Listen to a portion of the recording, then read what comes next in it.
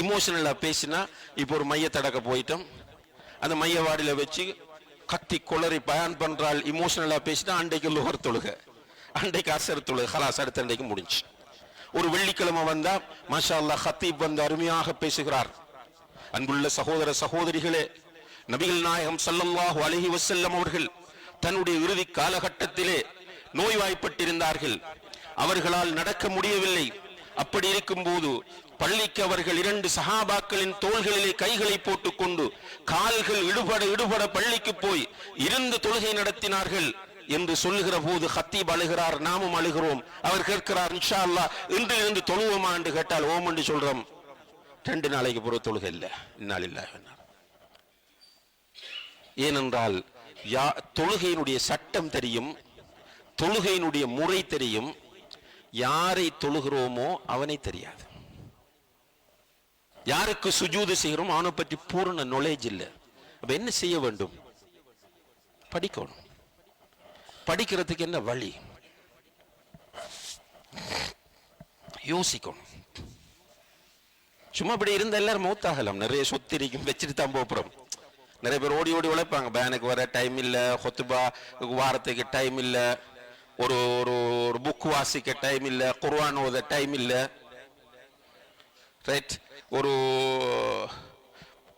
சிடிய ஒரு யூடியூப்ல ஒரு பயானை கேட்க டைம் இல்லை. என்ன டைம் இல்லை? பிசினஸ்ல பிஸி, தொழில்ல பிஸி, எல்லாம் துனியாவில் பிஸி. அவ்வளவு சேர்த்தாச்சு. மாஷா அல்லாஹ் தபாரக்கல்லா. 100 கோடி இருக்கிறது, 50 கோடி இருக்கிறது, கொழும்புல வீடு இருக்கிறது, காணி இருக்கிறது, நெல் இருக்கிறது, எல்லாம் இருக்கிறது. ஆனால் ரப்பை தெரியாது. மௌத்தாகிறார். உடனே என்ன செய்றாங்க தெரியுமா? நான் கொத்பாவிலேன்னு சொன்னேன் இந்த ஊர்ல. உடனே மௌத்தான உடனே கொண்டாந்து போட்டு அவர் உடுத்திருக்கிற அவ்வளவு உடுப்பையும் உருவி எடுத்துருவாங்க, முழுதையும்.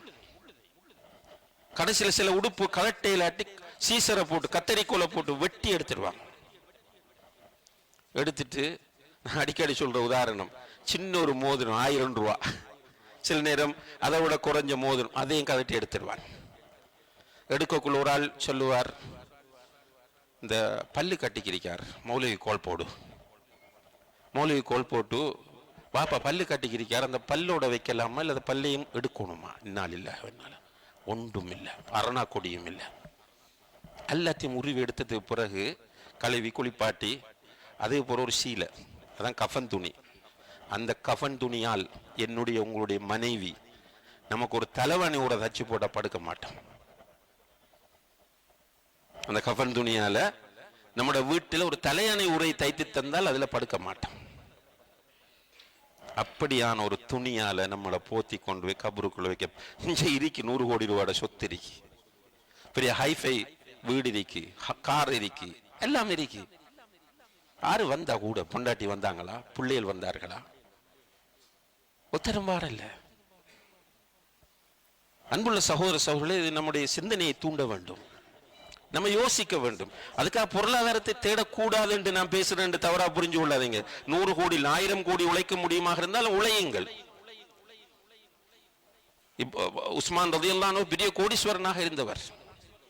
ரசூலுல்லாஹ் 2 மகளை முடித்தவர், கோடீஸ்வரன். இன்றைக்கும் அவர் பேரை சொல்லக்குள்ள சில மிம்பர்கள்ல உஸ்மானுல் கனி என்று தான் சொல்லுவாங்க. செல்வந்தர் உஸ்மான். சொர்க்கத்தை கொண்டு நன்மாராயம் கூறப்பட்ட அப்துல் ரஹ்மான் இப்னு அவுஃபோட வீடு அந்த நேரத்தில் டபுள் மாடி வீடு, மாடி வீட்டில் வாழ்ந்தவர் அப்துல் ரஹ்மான் இப்னு அவுஃப் ரலியல்லாஹு அன்ஹு. பொருளாதாரத்தை தேடக்கூடாது என்று நம்ம சொல்லல. இந்த பொருளாதாரத்தை தேடுவதற்காகத்தான் நானும் நீங்களும் படைக்கப்பட்டிருக்கிறோமா என்கிற கேள்விக்கு விடை காண வேண்டும் என்று தான் சொல்கிறேன். உழைக்கிறதுக்கு தான் நம்ம படைக்கப்பட்டிருக்கிறோமா? சிலர் நினைக்கிறாங்க நம்ம வாழ்றதை உழைக்கிறதுக்கு தான். அவங்கள பார்த்து எந்நேரமும் பிஸி, எந்நேரமும் கடைக்கு, எந்நேரமும் வயலுக்குள்ள, எந்நேரமும் ஃபேக்டரியில், எந்நேரமும் ஆபீஸ்ல, எந்நேரமும் துனியா. அவர்களுடைய திங்கிங் எல்லாம் என்னென்று கேட்டால், நான் படைக்கப்பட்டிருப்பதே, நான் வாழ்வதே உழைப்பதற்காகத்தான் என்று. அவர் அனுபவிக்கிறதும் இல்லை, சதக்கா கொடுக்கிறதும் இல்லை, ஒன்றும் இல்லை. அவருக்கு தெரிய ஜக்காத் என்ன, ஜக்காத்துடைய சட்டம் என்ன, எவ்வளவு ஜக்காத் கொடுக்கணும், வாரிசுரிமை சட்டம் என்ன, ஒன்றும் தெரியா. சும்மா உயிரோடு இருக்கக்குள்ள அவர் திமிரு பிடிச்ச ஒரு பிள்ளைக்கு 10 கோடி எழுதுவார், இன்னும் ஒரு பிள்ளைக்கு 5 கோடியில வீடு கட்டி கொடுப்பார். இதெல்லாம் ஹராம்ன்றது அவருக்கு தெரியாது. பிள்ளைகளுக்கு கொடுப்பதாக இருந்தால் கிஃப்டா கொடுக்கறதா ஈக்குவலா கொடுக்கணும். பிள்ளைகளுக்கு ஒரு வாப்பா அன்பளிப்பு கொடுப்பதாக இருந்தால் ஈக்குவலா கொடுக்கணும். ஒரு பிள்ளைக்கு வீடு கட்டி கொடுத்தா மற்ற பிள்ளைக்கு கட்டி கொடுக்கணும்.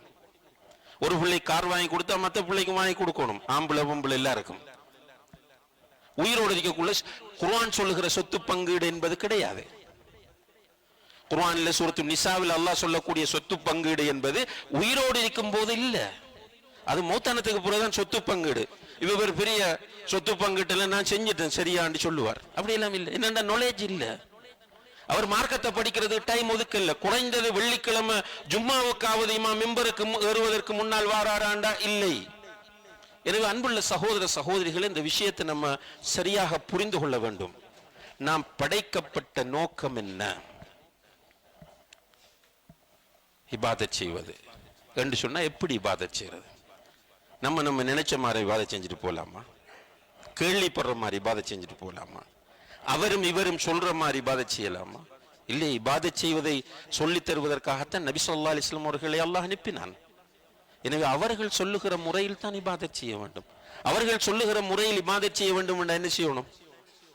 படிக்கணும்.